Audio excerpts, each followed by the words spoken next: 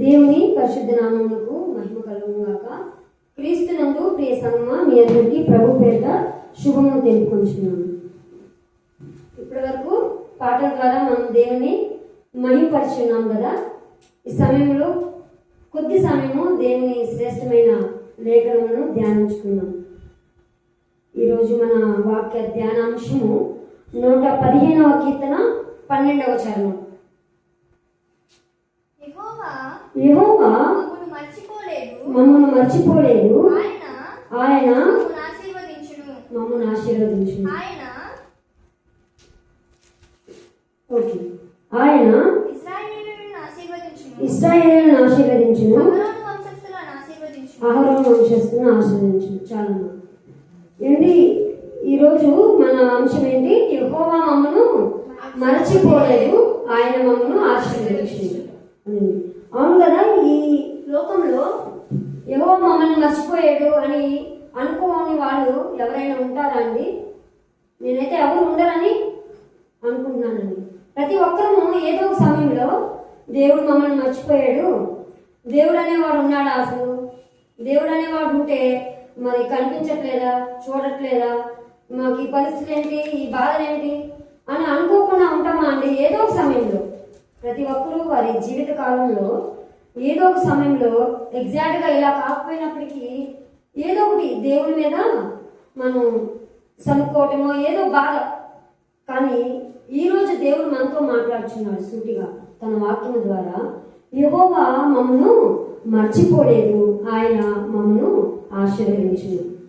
ఏంటండి, కేవలం మనమేమనుకున్నామంటే దేవుడు మమ్మల్ని మర్చిపోయాడు అని అనుకుంటున్నాం. కానీ దేవుడు మనకి గుర్తు చేస్తున్నాడేమని? దేవుడు మనల్ని మర్చిపోవటమే కాదు కదా, ఆయన మనల్ని మర్చిపోలేదు, పైగా ఇంకా ఏంటంటే ఆయన మనల్ని ఆశీర్వదిస్తున్నాడండి. ఈరోజు మనము ప్రతి ఒక్కరము వారు కలిగిన స్థితి ఏమైనదంటే అది మనం బలం చేత ఏంటి, మన జ్ఞానం చేత అని ఒకవేళ మనం అనుకుని ఉండేచ్చేమో, కానీ ఎంత మాత్రము కానే కాదు. అది మన శక్తి కాదు. ఒకవేళ అనుకోవచ్చు మనం చేస్తున్న భక్తిని బట్టి దేవుడు మనల్ని ఆశీర్వదిస్తున్నాడేమోనని. ఏమైనా మనం చేసే భక్తి దేవుని నీతి ఎదుట ఏమాత్రం పోండి, మన భక్తిని బట్టి కాదు, మన శక్తిని బట్టి కాదు, కానీ కేవలం అంటే కేవలము దేవుని కృపయేయండి. కాబట్టి ఈరోజు ఎవరైనా స్థితిలో ఉంటే దేవుడు మమ్మల్ని మర్చిపోయాడు కనుక మాకు ఈ శ్రమలు, ఈ శోధనలు, బాధలు అని అనుకుంటున్నారేమో. అయితే ఈరోజు దేవుడు నీతో నాతో మాట్లాడుచుండగా మనము దేవుని వాక్యాన్ని బట్టి మనం బలపడతాం. ప్రియులారా, యెహోవా మమ్మను మర్చిపోలేదు, ఆయన మమ్మను ఆశీర్వదించును. అయితే ఈ సమయంలో ఇదే 115వ కీర్తన 8 నుండి 18 చరణాలు కూడా మనం ధ్యానించుకున్నాం. ప్రియులారా, దయచేసి చదవగలిగిన వారిని చదవాల్సిందిగా ఆశిస్తున్నాం. 9 నుండి 18. ఇశ్రాయేలీయులారా, యెహోవాను నమ్ముకొనుడి, ఆయన వారికి సహాయము, వారికి కేడెము. అహరోను వంశస్థులారా, యెహోవాను నమ్ముకొనుడి, ఆయన వారికి సహాయము, వారికి కేడెము. యెహోవా యందు భయభక్తులు గలవారులారా, యెహోవా యందు నమ్మిక ఉంచుడి,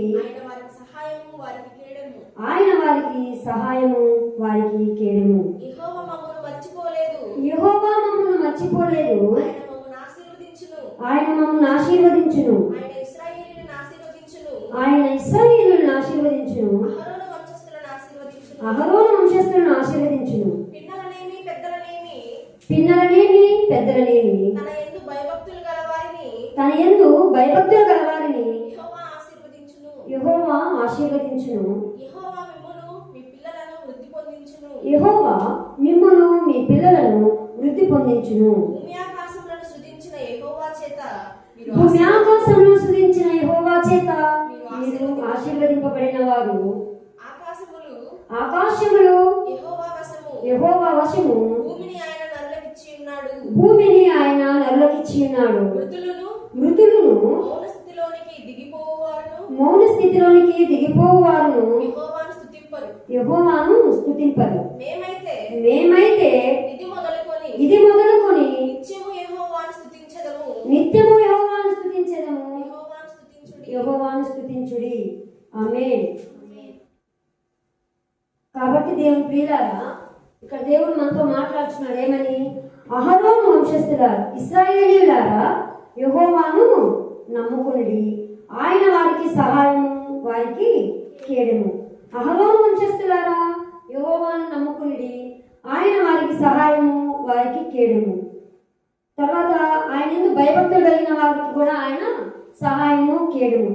ఇక్కడ దేవుడు ఏం మాట్లాడుతున్నాడంటే, మొట్టమొదటిగా ఎవరు? ఇశ్రాయేలీయులారా, యెహోవాను నమ్ముకునుడి అంటే ప్రియులారా, ఇశ్రాయేలీయులారా అంటే ఈ యొక్క మనం ఫిజికల్గా ఆలోచించుకున్నట్లయితే భౌతికంగా ఇజ్రాయేల్ దేశంలో ఉన్న ప్రజలని అనుకుంటున్నారేమో, కానీ వారు కూడా అయితే వారు మాత్రమే కాదు. ఇక్కడ ఆత్మీయంగా సాదృశ్యంగా చూసుకున్నట్లయితే ఇశ్రాయేలీయులు అంటే దేవుని నమ్ముకున్న జనాంగం అండి. ఎవరు? యేసుక్రీస్తుని తమకు రక్షకుడిగా అంగీకరించిన ప్రతి బిడ్డ కూడా ఇజ్రాయేలీయులుగానే దేవుని యొక్క సాదృశ్యంగా మనం తీసుకోవాలన్నమాట. కాబట్టి రక్షించబడిన ప్రతి బిడ్డ కూడా ఇజ్రాయేలీయులుగా మరి ఇక్కడ గుర్తించబడతారనమాట. కాబట్టి వారికి ఆయన సహాయము, వారికి కీడెముగా ఉన్నాడు. ఆ తర్వాత ఎవరు? అహరోను వంశస్థులారా, యెహోవాను నమ్ముకునిడి, ఆయన వారికి సహాయము, వారికి కేడెము. అహరోను వంశస్థులు అంటే ఎవరంటే, అహరోను అనగా మనకి పాత నిబంధన గ్రంథంలో ఎవరు గుర్తొస్తారండి? యాజక వంశం గుర్తొస్తుంది. అవునా? అహరోను యాజకత్వం చేశారండి. మన పాత నిబంధన కాలంలో మన పితరులైన వారు ఆ యొక్క ప్రత్యక్ష గుడారంలో నివసించవలసిన సమయంలో అహరోను కుటుంబము యాజకత్వం జరిగించి ఉన్నారు. కాబట్టి అహరోను వంశస్థులు అంటే ఇప్పుడు మనం ఏ విధంగా తీసుకోవచ్చు అంటే, దేవుని కొరకు సమర్పించుకొని దేవుని సేవ చేస్తున్న దేవుని సేవకులు, కేవలము సేవకులు మాత్రమే కాదు, ఆయన్ని వారి పని వారు చేసుకుంటూ ఆ స్వార్థ ప్రకటిస్తున్న స్వార్థికులు, అట్లా దేవుని పని కొరకు పిలువబడి ఎంచబడి ఆయన పాత్రగా వాడబడుచున్న ప్రతి వారు కూడా అహరోను వంశస్థులుగా గుర్తించబడతారు ప్రియులారా. కాబట్టి వారికి కూడా దేవుడు వాగ్దానం ఇస్తున్నాడు, అహరోను వంశస్థులారా, యెహోవాను నమ్ముకొనండి, ఆయన వారికి సహాయం, వారికి కేడెము. ఇంకా చూసుకున్నట్లయితే యెహోవా యందు భయభక్తులు గలవారలారా, యెహోవా యందు నమ్మిక ఉంచుడి, ఆయన వారికి సహాయము, వారికి కేడెము. ఇంకా చూసుకున్నట్లయితే ఇంకా ప్రతి ఒక్కరికి వారు రక్షించబడకపోయినప్పటికీ కొంతమంది రహస్య భక్తులు ఉంటారండి. వారు బహిరంగంగా మరి బాప్తీసం తీసుకుని ప్రభుల వారిని సొంత రక్షకునిగా అంగీకరించుకోలేని పరిస్థితిలో వారి యొక్క కుటుంబ పరిస్థితులను బట్టి ఉండి ఉండవచ్చేమో. అయినప్పటికీ వారు రహస్యంగా యెహోవా యందు భయభక్తులు కలిగి వారు ప్రభువుని అనుసరించే వారుగా ఉన్నారు. వారికి కూడా దేవుడు ఒక తన వాగ్దానం ద్వారా అభయం ఇస్తున్నాడండి. ఏమని? ఇశ్రాయేలు వంశస్థులు అంటే మనం ఇందాక చెప్పుకున్నాం, ఆయనను రక్తంలో కడగబడి యేసుక్రీస్తు వారిని సొంత రక్షకుడిగా అంగీకరించి రక్షించబడిన ప్రతి ఒక్కరిని కూడా ఇజ్రాయేల్ జనాంగంగా దేవుడు ఇక్కడ లెక్కించడం జరిగిందని దేవుడు మనకు జ్ఞాపకం చేశాడు. అయితే కొంతమంది బహిరంగంగా బయటకు వచ్చి రక్షించబడడానికి వారు పరిస్థితిని అనుకూలించలేకపోయినప్పటికీ దేవుడు యేసుక్రీస్తు ప్రభు వారు నిజ రక్షకుడుగా వారు గుర్తించి ఆయన రక్షకుడుగా వారి హృదయంలో విశ్వసించడం ద్వారా వారు భక్తులుగా పిలువబడిన వారు ఉన్నారండి. వారికి కూడా దేవుడు ఈరోజు వాగ్దానం చేస్తున్నది దేవుడు మనకు జ్ఞాపకం చేస్తున్నాడు. వారికి కూడా నేను సహాయము, నేను కేడమైనాను. కాబట్టి ప్రియులారా, మనం అనుకుంటామేమో ఈ లోకంలో మరి మనకి ఎన్నో బంధాలు కలిగి ఉంటాము.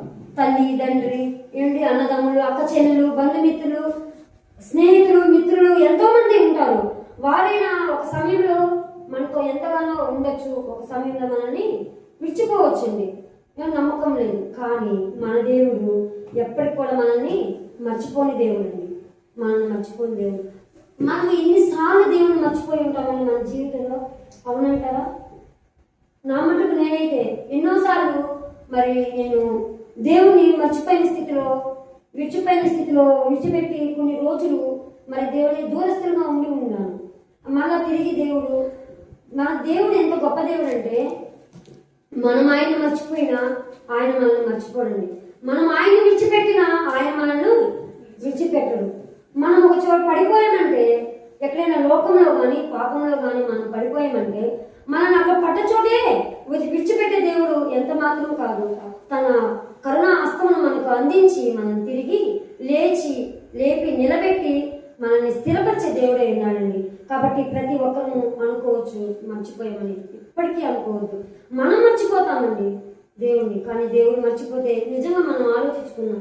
దేవుడే కనుక మర్చిపోతే మనం ఈరోజు సజీవులుగా ఈ భూమి మీద ఉండగలమా అండి? ప్రతిరోజు అనుదినము ఆయన మనకు నూతన వాత్సల్యం చూపుతూ ఉన్నాడు. కాబట్టి మనం ఈరోజు సజీవులుగా ఆయన సన్నిధిలో ఉండి మనం ఆయన్ని కలిగి ఉంటున్నామండి. అదే రీతిగా మనము ఒక తప్పుడు మనం మర్చిపోయి మనం విడిచిపెట్టి దేవుని చేతిని ఏమంటామండి? భక్తులు కూడా గ్రంథంలో అంటారు, దేవా నన్ను విడిచిపెట్టావా అని. నిజంగా దేవుడు మనల్ని విడిచిపెట్టగలరా అండి? ఆయన విడిచిపెడతాను, ఆయన మనల్ని మర్చిపోవడానికి విడిచిపెడతాకి మనల్ని ఆయన ఎలా రాసుకున్నాడంట? తన అరచేతిలో మనల్ని చెప్పుకున్నాడంట.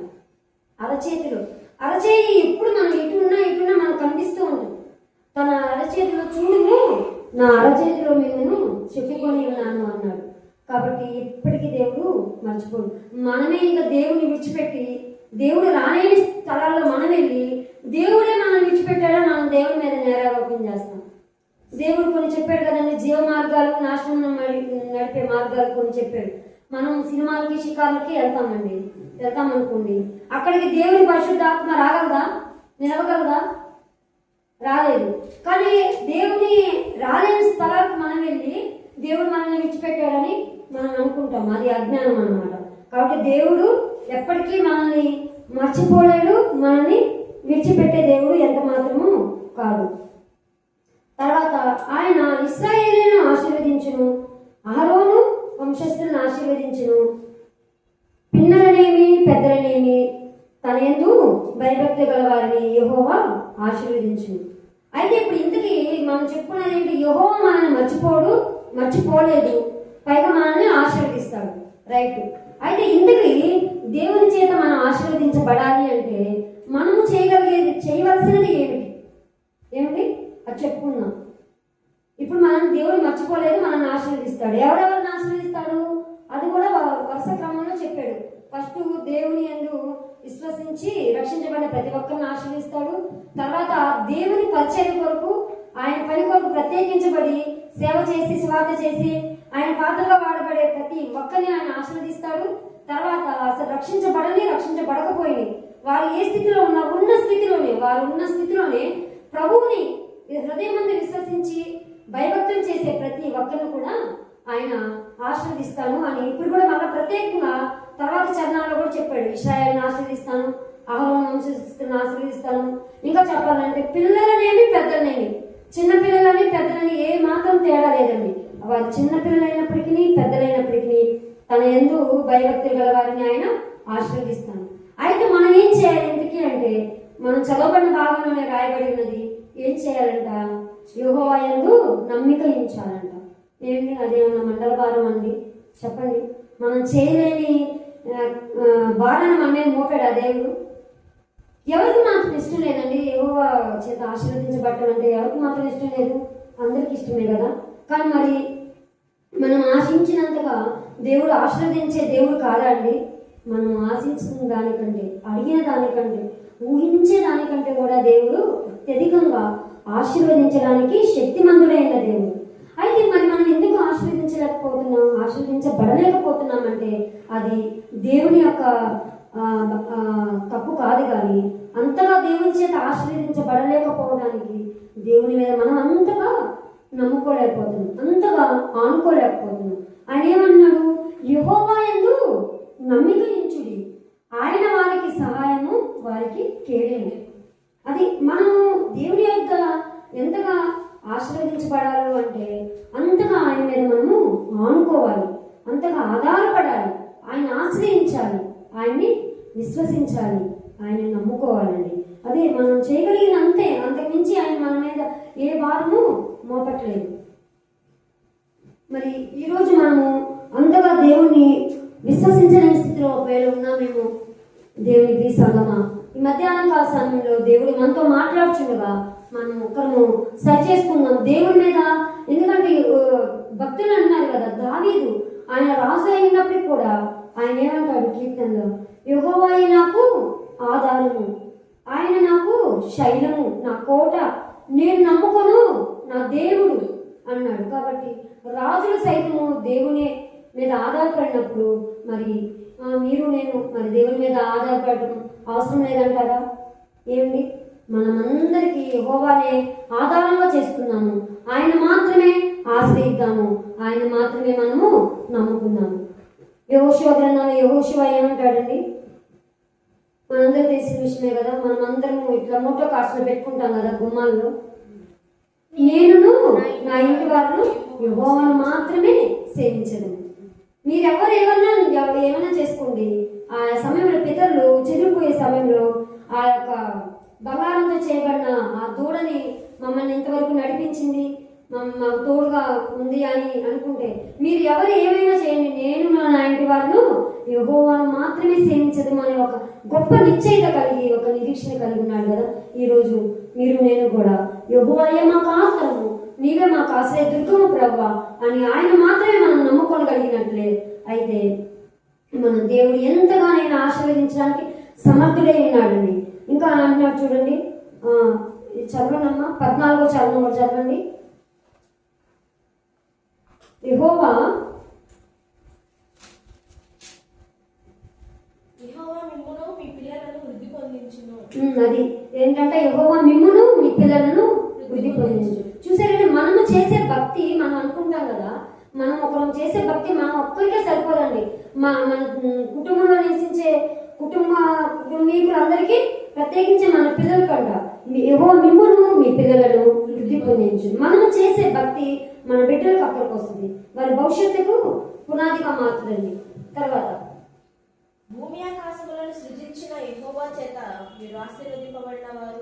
అది ఈ రోజు మనల్ని ఆశీర్వదిస్తుంది ఒక రాజు కాదు, ఒక అధిపతి కాదు, ఏమండి ఒక మనుషులు కాదండి, స్వయంగా ఏమండి కేవలం స్వయంగా ఈ యొక్క సమస్త సృష్టిని సృష్టించిన సర్వ సృష్టికర్త అయిన దేవాది దేవుడైన యెహోవా అంట. భూమి ఆకాశమును సృజించిన యెహోవా చేత మీరు ఆశీర్వదింపబడిన వారు.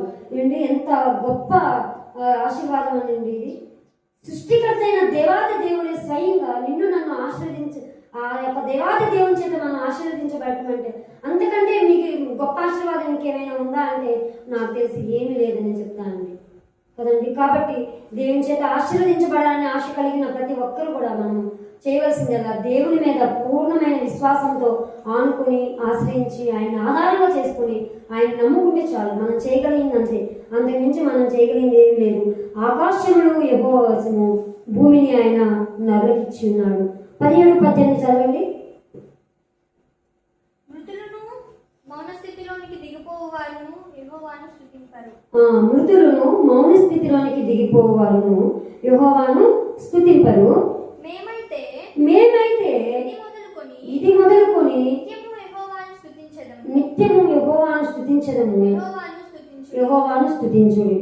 అదండి 30వ కీర్తన కనుక మనం చూసుకున్నట్లయితే తీయద్దు, దావీదు కీర్తన, దావీదు గారు రాస్తారు 30వ కీర్తనలో, నేను గోతిలోనికి పోయినట్లా నా ప్రాణం వల్ల ఏమి లాభము ప్రభా, మన్ను నిన్ను స్తుతించిన నీ కీర్తిని గురించి అది వివరించిన అని దావీదు గారు అంటాడండి. నా ప్రాణము గోతిలోకి పోయిన ఎడల ఏమి లాభం అని. నిజమే కదా, గోతిలోకి పోవడం అంటే మరణించడం. చనిపోయిన వారు దేవుని స్తుతించగలరా అండి? మనందరికీ తెలిసిన సత్యమే, ఇందులో మరణం ఏమి లేదు ఎంత మాత్రం కూడా. అయితే చనిపోయిన వారు దేవుని స్తుతించలేరు. అయితే ఎవరు స్తుతించగలరైతే అంట, మృతులను మౌన స్థితిలోనికి దిగిపోవారును యెహోవాను స్తుతింపును. మృతులు ఓకే, రైట్, ఇట్స్ క్లియర్. మృతులు అంటే ఎవరండి? Deadly people. ఓకే, మౌన స్థితిలోనికి దిగిపోవాలంటే కోమాలో వెళ్తారు చూడండి, వాళ్ళు జీవోత్సవం అంటారు అనమాట. వాళ్ళు ప్రాణం అయితే ఉంటది, వాళ్ళకి ఏమీ చేయలేదు, వాళ్ళకి ఏమీ తెలియదు. వారికి సమయానికి వాళ్ళకున్న పక్కన ఉన్న వాళ్ళు అవి ఇవి పెడుతూ ఉంటారు, వాళ్ళ యాక్టివిటీస్ జరిగిపోతుంది కానీ వాళ్ళకైతే ఏమీ వాళ్ళ కాన్షియస్లో ఉండదు. అట్లా మౌన స్థితిలోనికి పోవారు దేవుని స్తుతించగలరా? స్తుతించలేరు. కానీ ఎవరు స్తుతించగలరంట? మేమైతే ఇది మొదలుకొని నిత్యము యెహోవాను స్తుతించదము, యెహోవాను స్తుతించుడి. అయితే యోబు గ్రంథంలో ఉందండి, ఏమని ఉందంటే సజీవులే కదా యెహోవాని స్తుతించేది. అది ఇక్కడ లేదు ఆ సందర్భం, యోబు గ్రంథంలో ఉందండి. ఇక్కడైతే ఏమనుంది, మృతులను మౌన స్థితిలోనికి దిగిపోవు వారు యెహోవాను స్తుతింపరు. కానీ ఎవరు స్తుతించగలరంట? సజీవులే కదా నిన్ను స్తుతించదు అని యోబు గ్రంథంలో రాయబడి ఉందంట. కాబట్టి ఈ రోజు మీరు నేను సజీవులమై దేవుని స్తుతించాల్సిన వారమై ఉన్నాము. నిజమే, మనం ఈ రోజు ప్రతిరోజు మనం దేవుని స్తుతిస్తున్నామంటే ఎందుకు స్తుతిస్తున్నాము? ఏమిటి, మనకు అవి ఇచ్చారు ఇవి ఇచ్చారు అనేది సెకండరీ. ఏవి ఇచ్చినప్పటికీ, ఏవి తీసుకున్నప్పటికీ మనం ఒకరోజు మన ఆరోగ్యం బలహీనంగా ఉండొచ్చు, ఒకరోజు ఆర్థికంగా బలహీనంగా ఉండొచ్చు, ఒకరోజు మళ్ళీ ఉండొచ్చు. ఒకవేళ ఉన్నప్పటికీ పోయినప్పటికీ, ఏది ఉన్నా ఏది లేకపోయినా మనం వాటిని బట్టి, మనం కలిగిన వాటిని బట్టి కాదు, కానీ ఏది ఉన్నప్పటికీ లేనప్పటికీ కూడా దేవుడు మనకి ఇచ్చిన ఆయుష్ కాలం బట్టి అనుదినము కూడా మనం దేవుణ్ణి స్తుతింప భద్రమై ఉన్నామని. ఎందుకంటే మనం స్తుతించలేని స్థితిలో ఉన్నాము అంటే మనం మృతులలో అన్నా ఉండాలి, మౌన స్థితిలో ఉన్న వారమైన ఆ కేటగిరీలో చెందిన వారమైనా ఉండాలి. కాబట్టి మనం ప్రతిరోజు అనుదినము దేవుణ్ణి స్తుతిస్తున్నాం. అందుని బట్టి దేవుణ్ణి నేను మహిమపరుస్తున్నాం. అందరూ ఒకసారి దేవునికి మహిమ చెల్లిద్దాం. మనం అందరం ప్రతిరోజు దేవుని స్తుతిస్తున్నాం కదండి. హల్లెలూయా.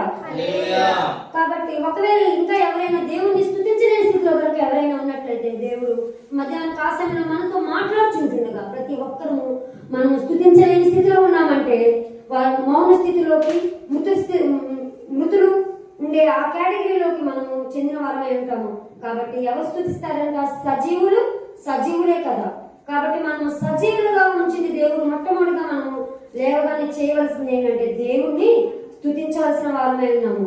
అందుకని అంటాడు కదా, మేమైతే ఇది మొదలుకొని నిత్యము ఒకరోజు స్థుతించడం కాదు, కానీ మన యొక్క భక్తి జీవితము బ్యాలెన్స్డ్ గా ఉండడానికి మనం నిత్యం కూడా ప్రయత్నిస్తూ ఉండాలి. ఒకరోజు అతి భక్తి చేసి, ఒకరోజు భక్తి లేకుండా చేయడం కాదు, కానీ మన భక్తి జీవితము సాధకం చేయాలంటే అనుదినం మన భక్తిని క్రమమైన ఉండడానికి, మనం ఎప్పుడు బ్యాలెన్స్డ్ గా ఉండడానికి మనము ప్రయత్నిస్తూ ఉండాలి.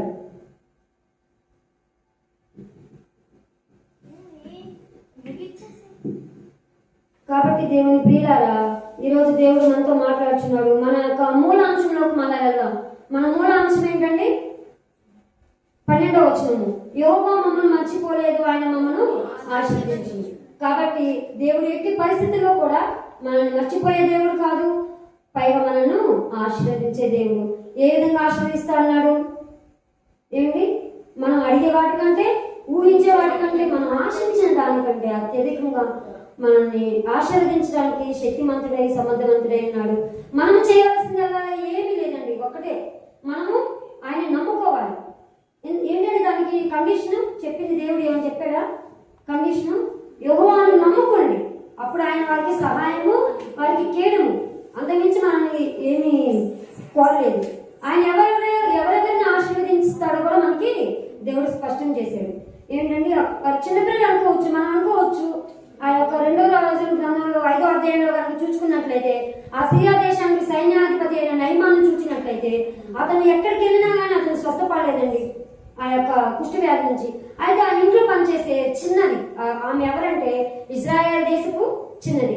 అయినా కానీ దేవుడు ఆ బిడ్డ ద్వారా కూడా కార్యం చేయడానికి ఇష్టపడ్డవాడుగా, ఆ బిడ్డ కూడా మరి మా యొక్క దేశంలో ఎలీషా అనే ఒక ప్రవక్త ఉన్నాడండి, అతని దగ్గరికి వెళ్తే మాత్రం మా యజమానుడు బాగుపడతాడని ఆ యొక్క సైన్యాధిపతి యొక్క భార్యకి చెప్పినప్పుడు ఆయన వెళ్ళడం, స్వస్థపడడం.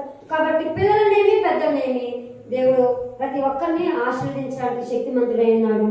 దేవుడి మాటలు తన వెనుకల్లో దీవించి ఆశీర్వదించును గాక. ఆమేన్.